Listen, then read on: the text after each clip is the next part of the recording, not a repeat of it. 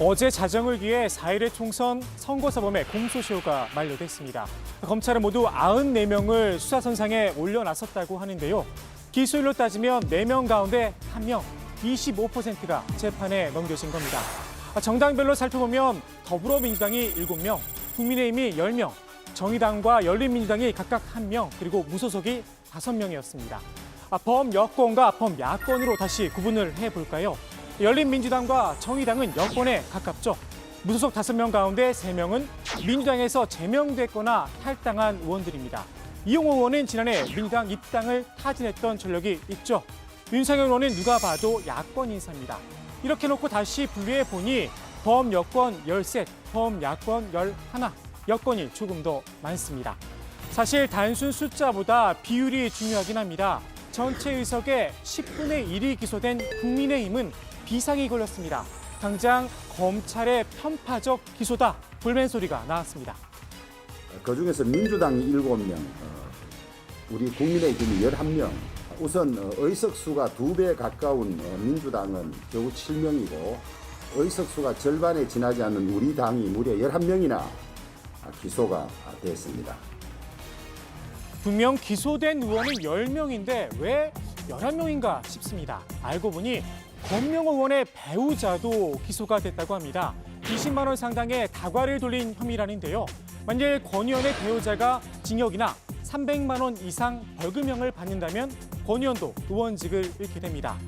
모두 11명이 배지를 떼일 위기에 놓인 국민의힘. 개헌 저지선이죠.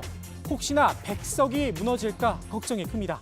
이런 상황을 예견했던 분이 있습니다. 바로 김무성 전 의원입니다.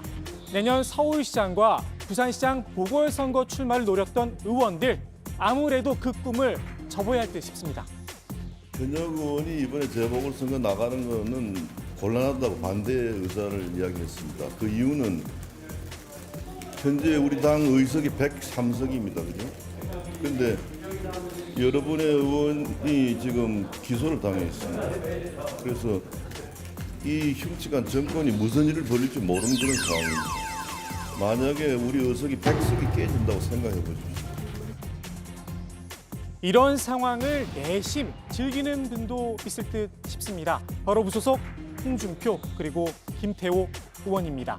그동안 김종인 비대위원장의 반대로 복당에 제동이 걸렸었는데요. 한석이 아쉬워진 국민의힘 상황, 본인들에게 마이너스가 되진 않을 듯 싶습니다.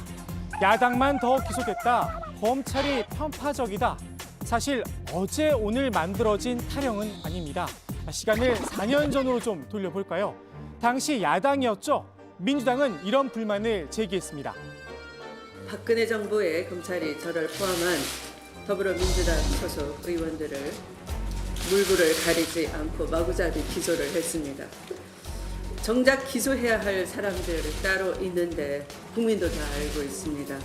이런 걸 보면서 이 땅에 떨어진 검찰 개혁이 국정의 제1과제여야 된다는 생각을 하지 않을 수가 없습니다. 4년 전 당시 당대표였던 추미애 법무부 장관의 입에서 검찰개혁이란 말을 들으니 의미가 좀 남다르긴 합니다. 아무튼 지난 20대 총선 때도 야당 의원들이 더 많이 기소됐습니다. 민주당이 16명으로 가장 많았고 당시 새누리당은 11명이었습니다. 특이한 점은 당시 새누리당 내에서도 불만이 터져 나왔다는 건데요. 친박계 핵심은 그대로 놔두고 애꿎은 비박계만 잡아들였다는 겁니다. 하긴 박근혜 정부 시절 비박계가 야당 취급을 당하긴 했습니다. 비박계의 대표 주자였던 주호영 원내대표, 이번엔 이대로 넘어갈 수 없었나 봅니다. 특히 윤건영, 고민정 등 여권 핵심 인사들과 관련해서는 줄줄이 석연치 않은 이유로 또는 알려지지 않은 이유로 불기소 처분이 됐습니다. 윤건영, 박영선, 송영길, 오거돈, 황희, 고민정, 이상직까지는 저희들이 도저히 불기소 이유를 납득할 수 없어서 법원에 기소를 구하는 재정 신청을 했습니다. 그런데 말입니다. 지금 검찰의 수장 윤석열 총장입니다. 아무리 힘이 빠졌다는 이야기가 나와도 검찰 총수인 건 분명합니다. 오늘 이런 보도가 나왔습니다. 윤석열이 밀어붙였다. 시효 4시간 전 기소된 최강욱이라고 말입니다. 최강욱 열린민주당 대표가 허위사실 공표 혐의로 기소가 됐는데요. 그 뒤에 윤 총장의 의지가 작용했다는 내용입니다. 윤 총장이 여권 인사들의 혐의가 분명한데도 눈을 감았다. 윤 총장과 여권의 관계, 그리고 윤 총장이 평소 주장했던 소신을 비춰봤을 때 그럴 가능성은 높지 않아 보입니다. 총선이 끝난 뒤 치러진 노무현 전 대통령 추도식에서 민주당 이해찬 전 대표는 이런 말을 했었습니다. 노무현 재단과 민주당을 향한 검은 그림자는 좀처럼 거치지 않습니다. 끝이 없습니다. 참말로 징합니다.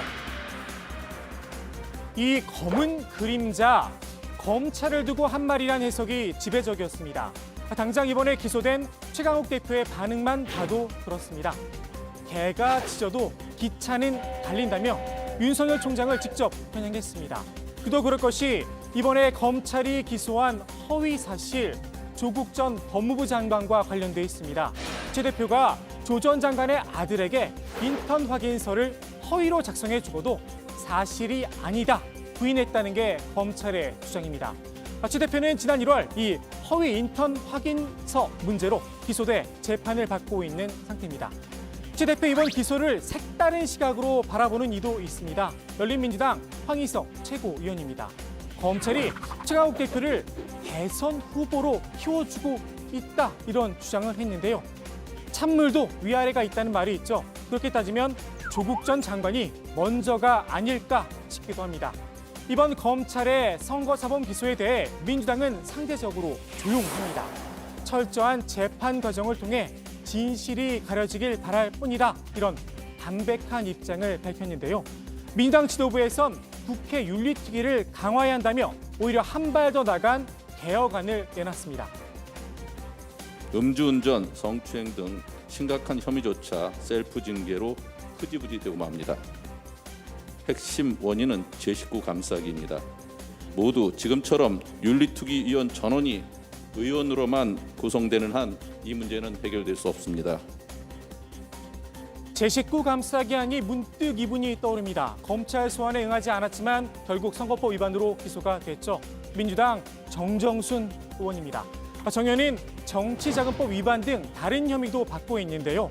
검찰의 체포 동의안이 국회에 제출된 상태입니다. 정의당은 이런 비판을 제기했습니다. 더불어민주당 지도부는 방탄국회는 없다.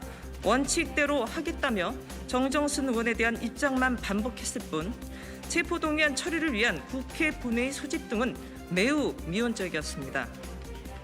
더불어민주당의 선택은 방탄국회냐 법대로의 국회냐 양자택일 뿐입니다. 제 식구 감싸기 하지 않으리라 믿겠습니다. 여당이든 야당이든 죄가 있으면 벌을 받아야겠죠. 왜 나만 갖고 그래가 아니라 스스로를 돌아보는 게 먼저가 아니랄까 생각이 듭니다.